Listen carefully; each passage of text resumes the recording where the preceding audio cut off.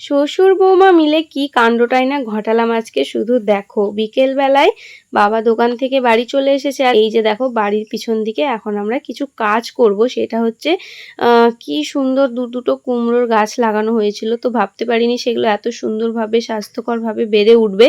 এবার তাদেরকে তো সাপোর্ট দিতে হবে, সেই কারণে এখন মাচা বানানো চলছে, মানে ঝাংলা বা যাই বলো সেটাই এখন বানাবে। তো বাবা দড়ি দিয়ে মাচা বানাচ্ছে, আমি ভাবতেই পারিনি যে এইভাবেও দড়ি দিয়ে মাচা করা যায়।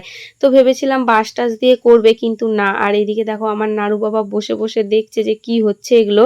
আর দেখো দড়ি দিয়ে মাচা করতে করতে দড়ি শর্ট পড়ে গেছিল। তো লাস্টে কি করেছে জানো, একটা পুরনো বেডশিট ওড়না যা কিছু ছিল সেগুলো ছিঁড়ে ছিঁড়ে এখন দড়ি তৈরি করা হচ্ছে। আর দেখো দাদু নাতি কাজ করছে, আমি খাটতে খাটতে ক্লান্ত, তাই আমি এখানে বসে বসে এখন হুকুম করছি যে তোমরা কাজ করো। আর এই যে দেখো এরকম ছেঁড়া ন্যাকড়া কানি মশারি যা পেয়েছে সব দিয়ে ঝামেলা দিয়ে দিয়েছে।